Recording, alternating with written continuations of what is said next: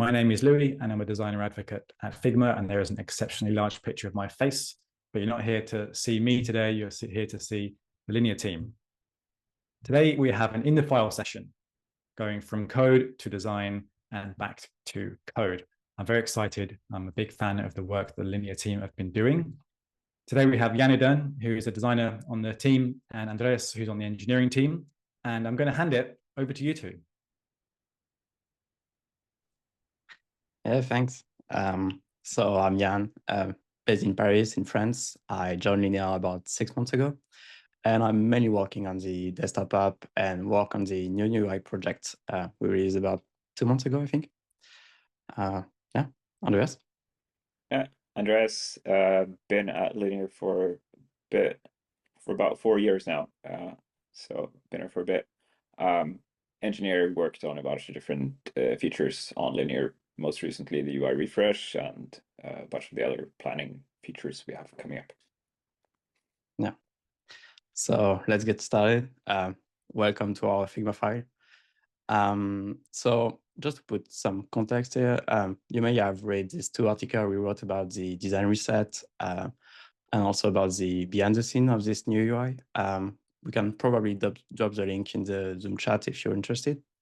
TLDR is that we redefine the foundational layers of the linear desktop app, pay our kind of design debt, and introduce a more cohesive and timeless UI. So here are kind of the main components and surfaces we improved during this project. And part of it was released to the appearance of the desktop app. So we released like a new dark mode, a new light mode, a new theme builder that Andreas will talk about a bit later. And also all of these components are related to our color system. And this work would not have been possible without the foundation work that have been built in the early days of Linear by Carrie, and maintained by Andrea Gillet, Paco and Gar from the brand and magic team, and of course Andreas. So shout out to them. And this foundation live in Figma, of course, in GitHub, but also in Storybook that we will share a bit more later. So more about like the proper color system part. What we kept for this project was the theme architecture, the variable names as well, and we didn't change any of our stacks. We didn't introduce a new tool, a new automation, nothing like that. And what we changed actually was more the calculation applied on our color system, a bit more fine-tuning, the base and contrast value, and you will see why in a couple of minutes. Also, we migrated our native themes to custom themes, and actually a new theme editor that we will, maybe you already play with it. So yeah. One thing we do at Linear is using feature flags pretty intensively, and we had a dedicated flag for this project, which allows us to basically switch between the old UI, so here with the magic blue theme, and the new one. And this for the 4-6 weeks during which we work on the project, both on the color theming, but also the navigation, the sidebar, basically all the elements we improved. So yeah, one core element of this project was the theme builder and how we handle all of this logic. And now native themes and custom themes rely on 3 values that helps to create 80-ish variables that we need for the UI, for all the background, for all the surfaces, for the buttons, control, you name it. And based on these 3 values, we're able to like generate a couple of appearance possible. And so for light, for dark, but you can create whatever theme you like based on those. Maybe more about like the actual workflow of this project, and like there is no like magic or special tricks. Basically, it was a lot of iterations until it felt right. So yeah, a bunch of screenshots, actually a lot of screenshots, a bunch of iteration inside Figma, inside code, a lot of discussion and issue created inside Linear. And yeah, we don't do like end of at Linear. It's a true design engineering collaboration. And yeah, this project was like every other project at Linear. So just to give you more like a sense of what it is, I just pasted some screenshot from Slack to give you a sense of it. There was a lot of like random values shared between Andreas and I to improve the theming from one way to another, like Andreas sending a bunch, like this is actually our structure for all our themes. And sometimes we just improve one value that can generate all of them. So yeah, most of the time we did like quick order of maybe 10 to 30 minutes, also adjusting very precisely some values for things like borders, things like labels for our theme.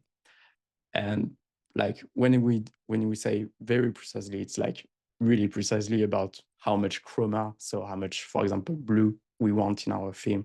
Basically, the core element between our old theme and our new theme, the amount of lightness, and also one thing that was pretty tricky, I would say, is the amount, like basically how you deal with transparency. So you have the blur and the opacity, and so the color you apply.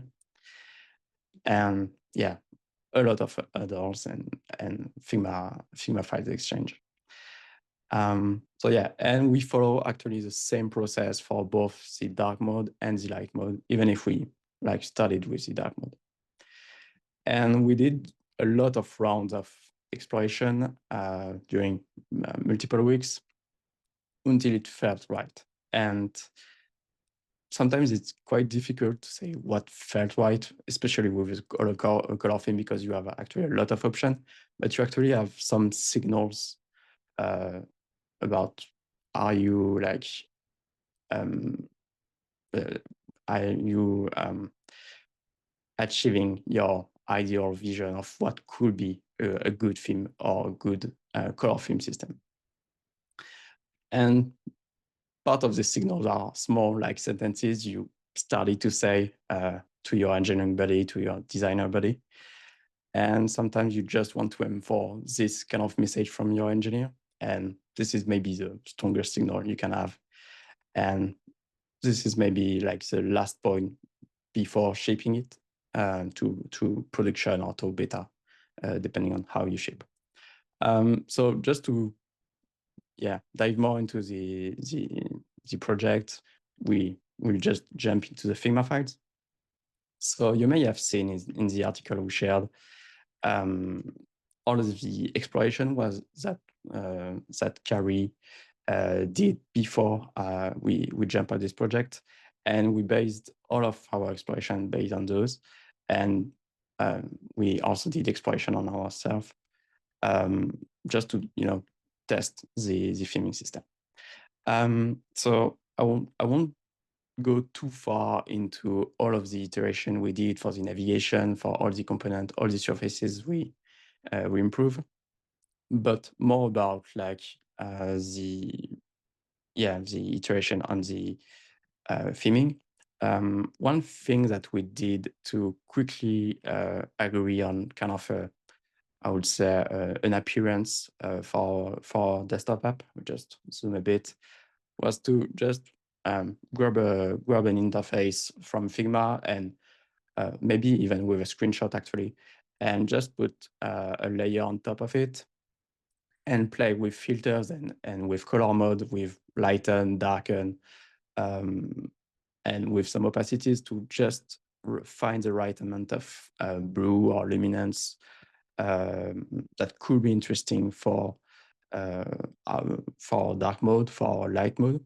So maybe the Zoom recording doesn't work that well, but I think you will see some differences between this version. We also tried a bunch of this with gradients, maybe a more teal version, maybe a more red version.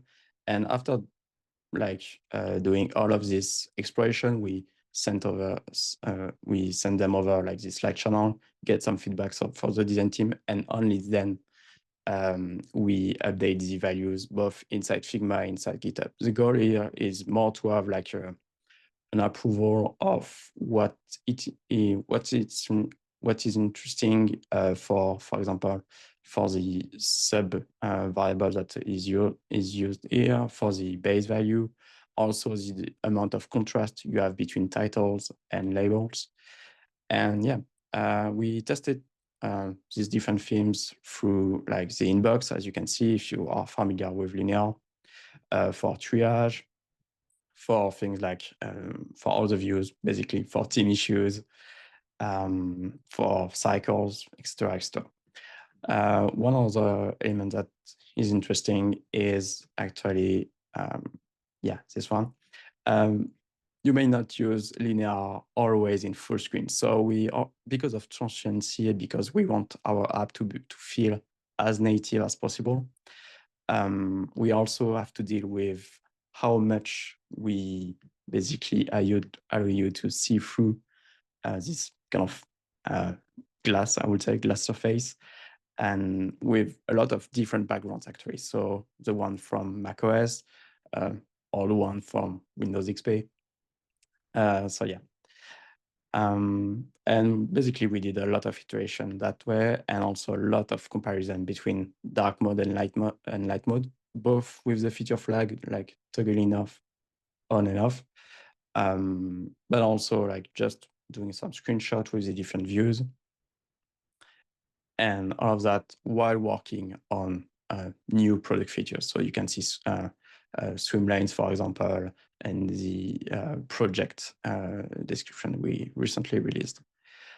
And like every designer, engineer working on a theme, yes, we basically compare values more on the absolute way of saying things, like just some square next to each other, seeing what exact value we want, a bunch of screenshots next to each other, etc., etc.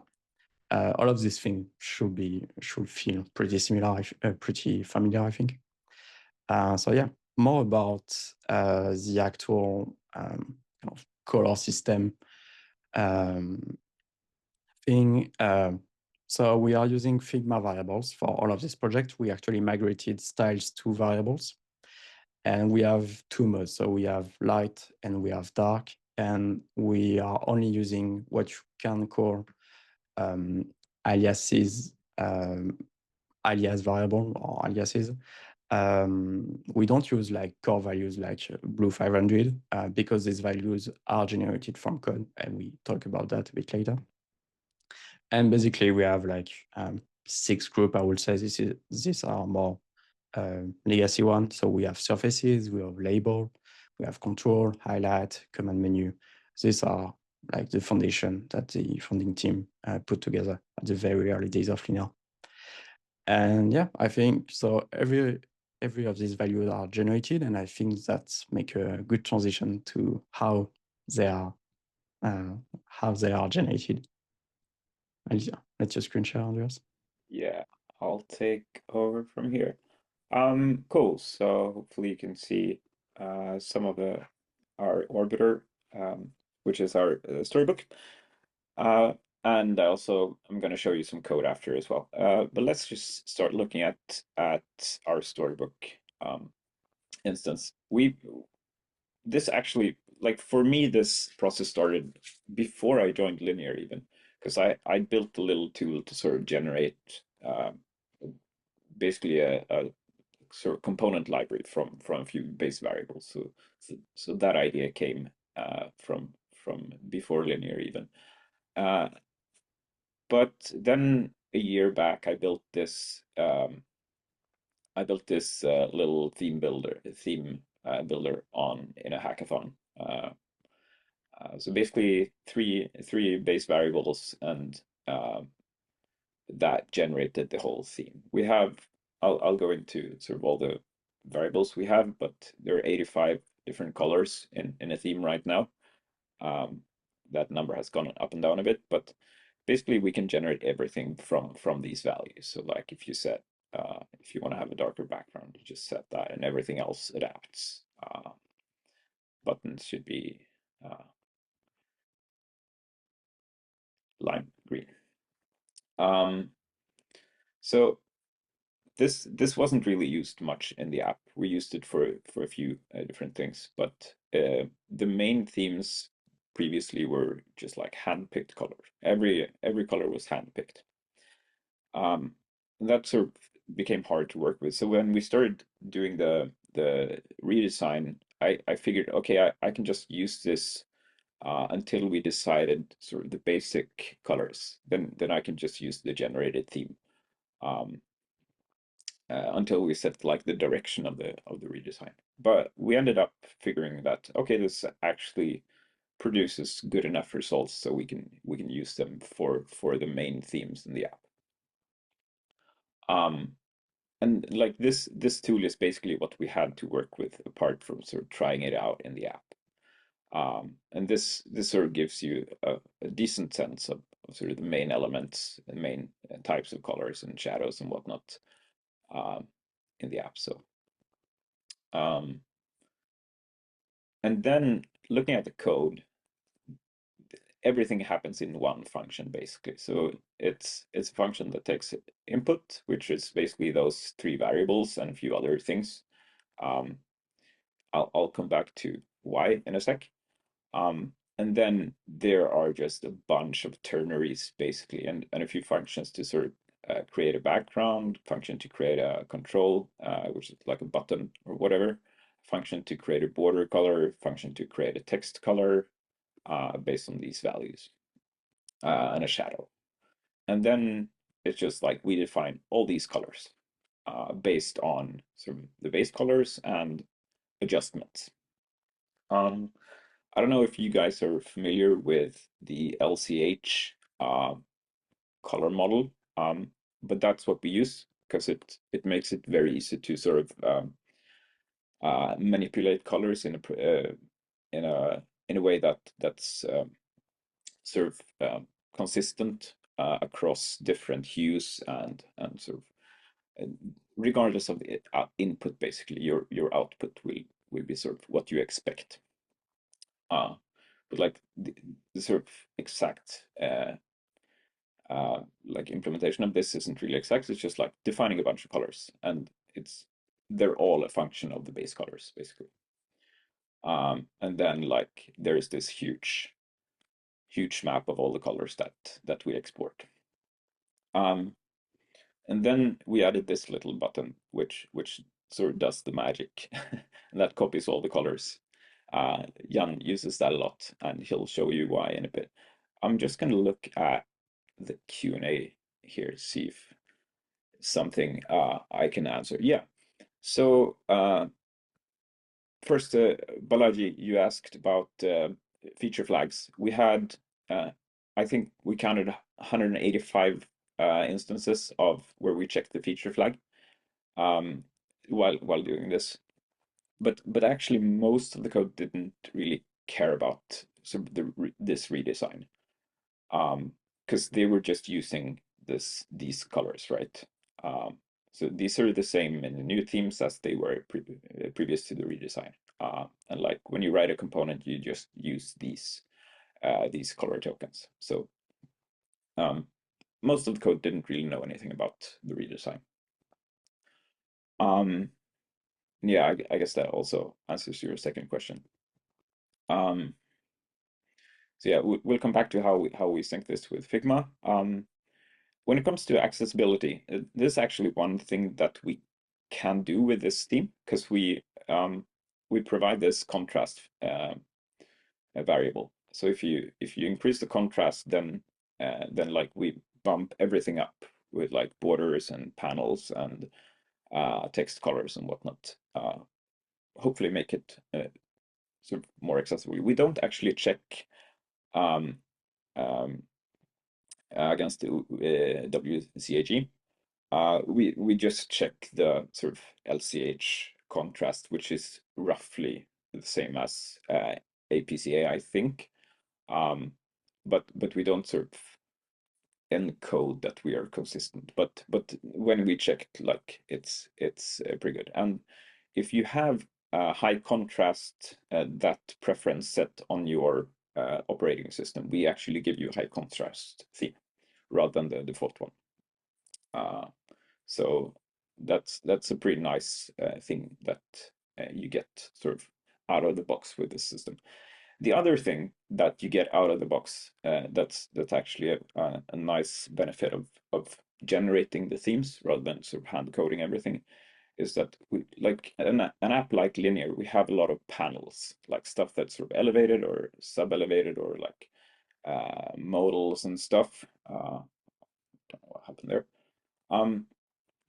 And what we can do is actually generate specific themes for all these cases. Apart from defining the colors, every theme has an elevated variant, a sub-elevated variant, and a few other specific, like there's a specific variant for the menu, the sort of contextual menus that we use. And these generated variants also have their own sort of own variants so it's sort of, you can sort of infinitely nest themes in a way that's completely transparent to the components used that are using the code. So for example, if you have a selected row, like nothing in that row needs to know that it's selected. It's just using the theme colors, and it will sort of get that selected shade without you having to do anything as like when you're writing the component. I'm gonna look at the Q&A again. Downsides using LCH as opposed to RGB. The output we can decide. We do all the calculations in LCH, but we almost everywhere we output RGB because of some browser bugs, specifically to gradients and animations. But we will start outputting LCH as well. I don't think there are any downsides other than that to using LCH. And like for the output, we don't really care. So it's much easier to work with LCH than RGB when you actually start working with it. I think with that, I'm gonna chuck it back to Jan to show the next bit. Keep asking questions. I'll answer them in the chat. Yeah, sure. So yeah, kind of a surprise demo, still in the early days. But when we were working on these custom themes and also on the light and dark themes, it was quite redundant to like copy values from Storybook and paste them inside Figma. So if only there was a plugin. Like we were thinking about maybe a way to do an API call from the from a simple Figma plugin to Storybook API, but that would mean like expose the route of it, and basically we create a small plugin that for now allows you to like paste value, so it's not 100% made automatically, but that's something that works and actually saves a bunch of time when pasting value. And also, like as a side effect, it allows us to basically have the same UI of what we have inside Storybook and inside Linear with the custom theme, but actually inside Figma. So I will show you that in a minute. And Andreas seems to like it, so I think you will be interesting as well. So let me just switch to Figma here, because this is still a local component. So we have this kind of little plugin. And if I open the local variables, so we have light and dark. So I will just create a new one. And maybe I want my linear to look like the matrix. And so I have this value here. I think this is this one. I can just pay them. And then I will just check, select the matrix mode inside Figma. and you can update them, and basically magically it will update all of these variables. And if I take some elements from our UI, select them and use Figma modes, I can just basically replicate the exact same thing inside Figma, and maybe do some iteration about calculation applied for light or dark mode. And yeah, basically, welcome to the matrix. And we can maybe try with Dune Dark or Dune Light.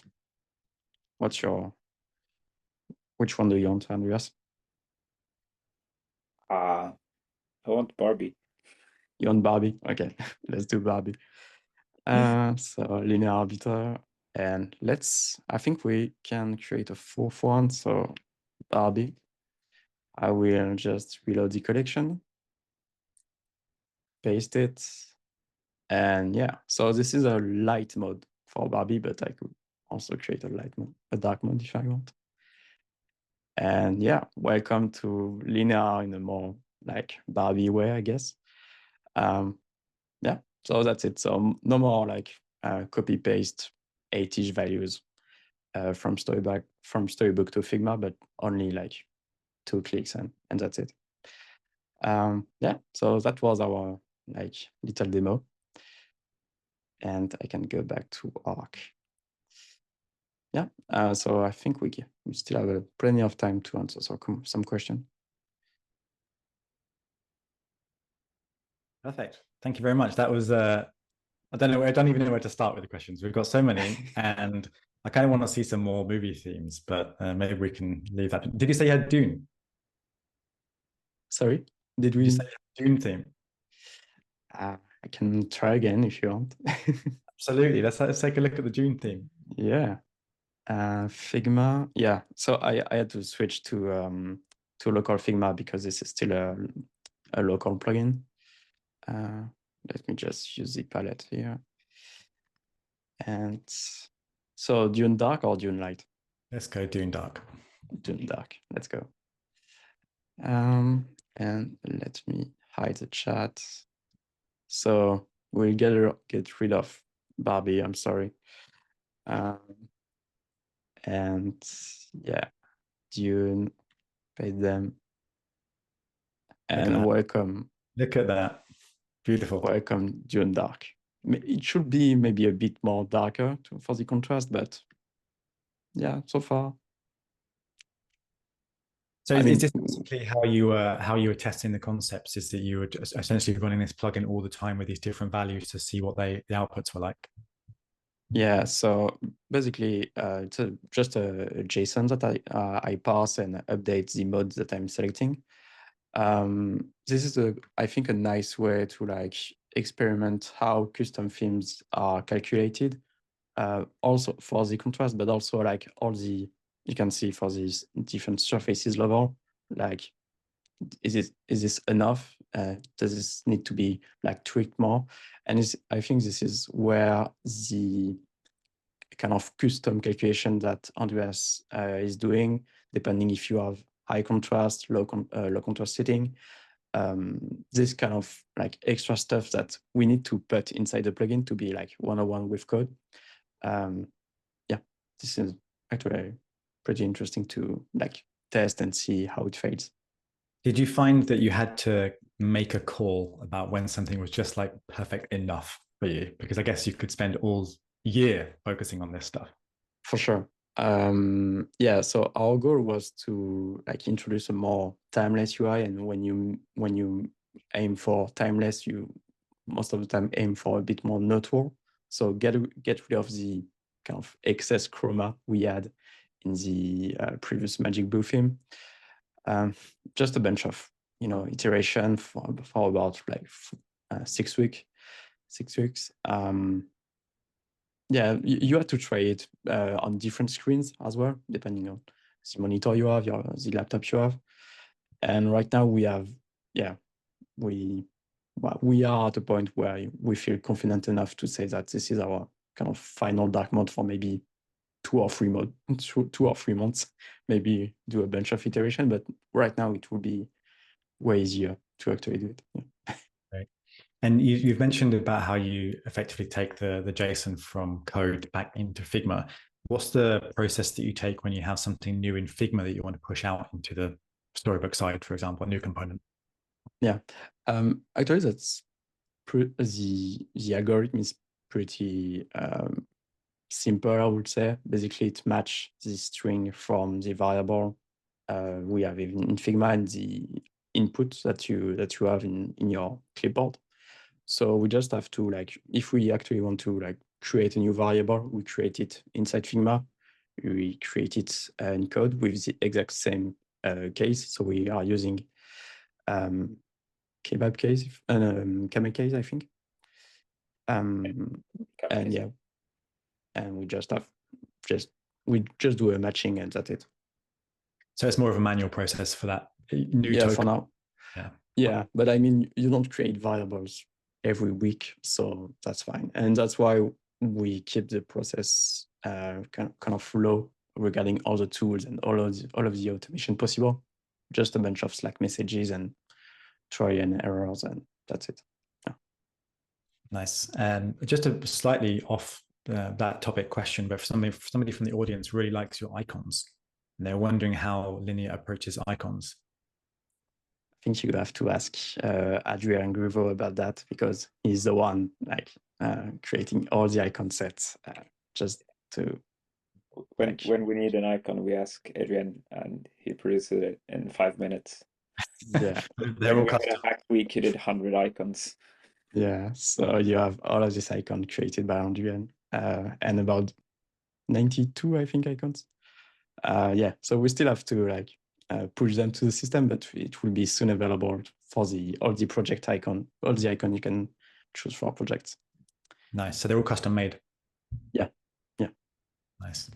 And just like, again, maybe deviating slightly, but somebody had a question about prototyping and how, or maybe what prototyping looks like for your team. Is it that you run scrappy prototypes in Figma, or do you prefer to prototype in code as you push things closer to the production state? Yeah, I will let you answer after Andreas, but more for the like design side, depends on what we actually want to check, what risk we are comfortable taking with a prototype. It could be design, it could be code. Some designers like to prototype with Swift, with origami, sometimes just a simple Figma prototype with some variant animation, and that's it. And sometimes we actually need code because we need actual data about project, and it's way faster to do it in code. So it depends on what we actually want to like verify. Anything to add, Andreas?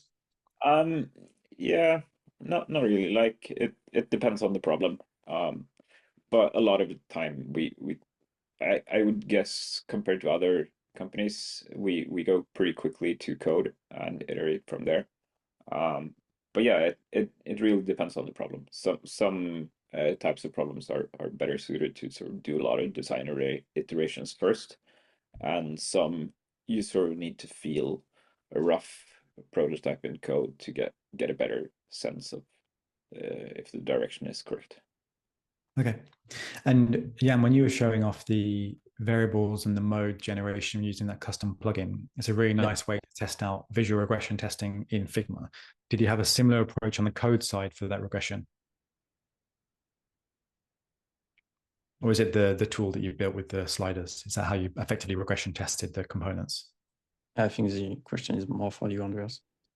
Yeah, I mean, since we ran this in a feature flag, behind a feature flag for quite a long time, that was sort of our validation.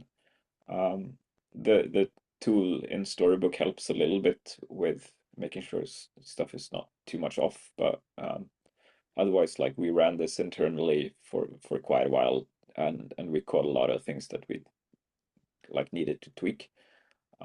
So that was basically the process. And those feature flags, were they rolled out to customers as well? Yes, so basically how we do this, and like all feature development, is we define a feature flag very early on, When it's ready to use internally, we turn it on for linear employees, and when it's eventually ready to starting to be used by customers, we roll it out either to specific users or specific companies, or gradual rollout. I think in this case we did a percentage rollout when we yeah, we did 10% per day, and after hitting 50% of users, we just did to 100%. Yeah, and actually, yeah, just about the variable and modes, we kept light, like the old, so we had light refresh and dark refresh. So it was really easy to like see the difference between the two inside Figma and not only inside Linear, because we were working on other product features, so it was not available inside Linear yet. So yeah, just to complete the answer. And then did you effectively rip the band-aid off of the old modes to the new one? Yeah, actually, yeah, but as you can see, we still have old color styles, and we didn't update them, maybe for nostalgia, but we still have like light, dark classing, and dark. Maybe we'll end up deleting them, but for now, we keep it as is. Yeah, they can just be ghosts in the system. Yeah. And a question kind of related again to the Figma and the code perspective. What is your stance on keeping the two in sync? I know you've got lots of screens here from different templates within the product. I can imagine that's changing a lot and very frequently. So what is your stance on that? I think I can see you're both laughing. So yeah, this is interesting. Yeah, I think that's screenshots. To me, that's the same thing. That's the same language, and you just decide on how you want to apply it. You decide if you want to use it inside Figma or if you want to use it inside code.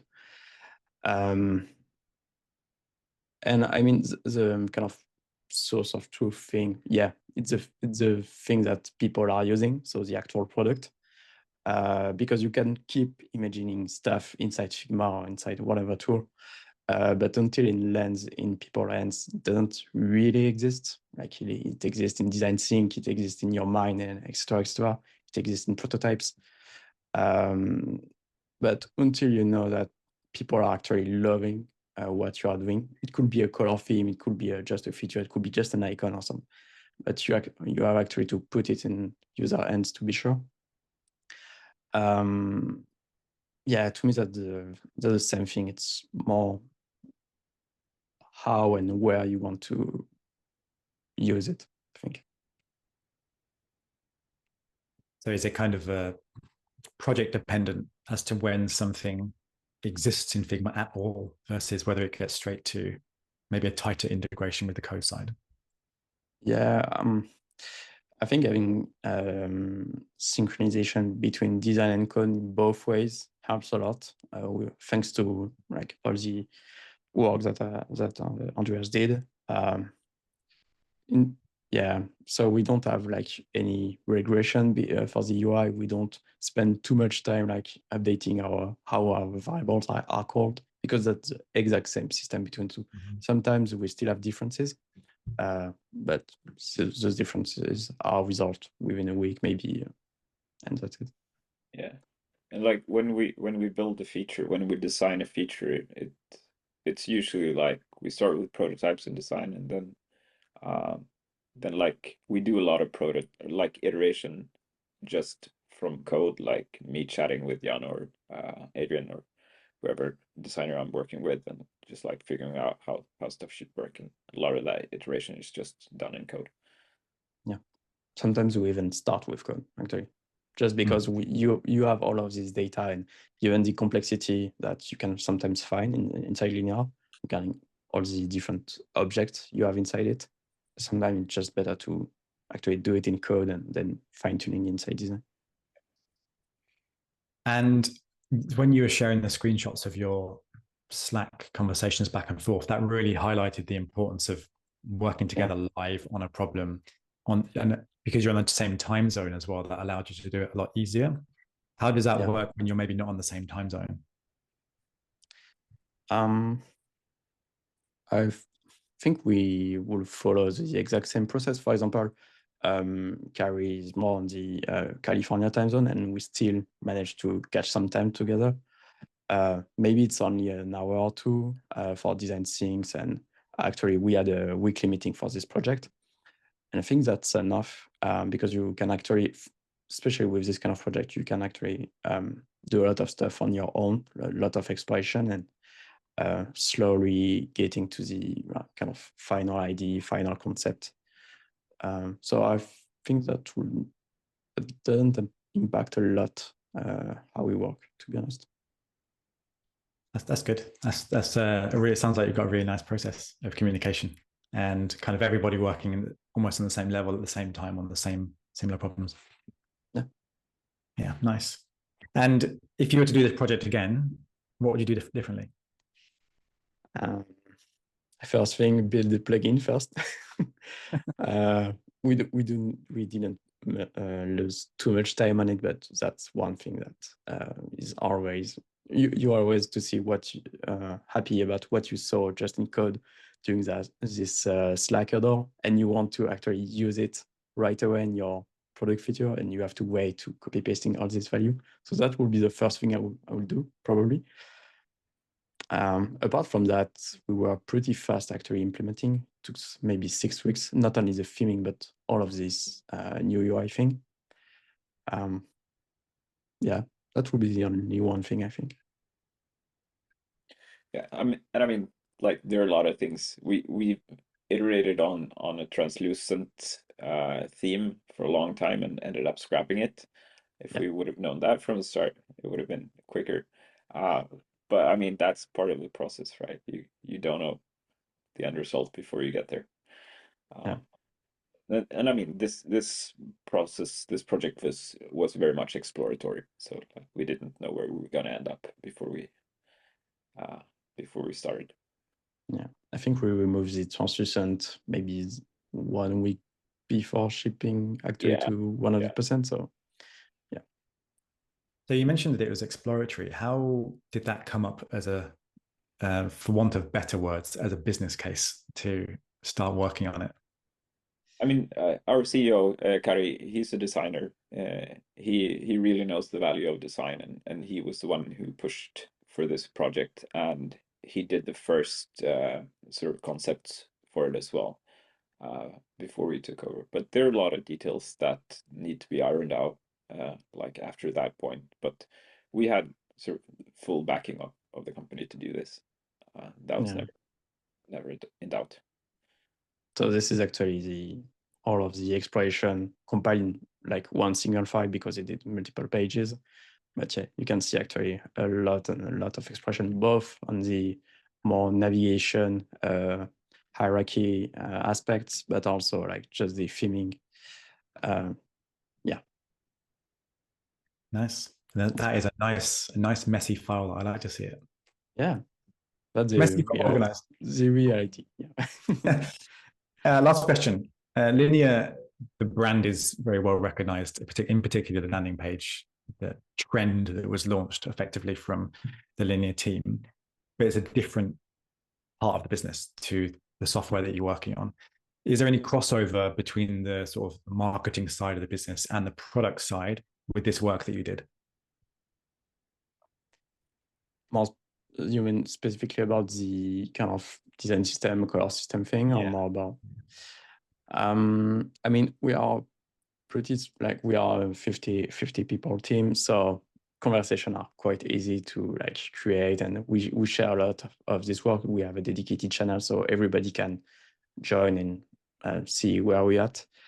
And I also, to the point that Andreas mentioned, Carrie is a designer, so as he also works with the like Magic brand marketing team, he basically the information can flow pretty easily. I would say that helps a lot.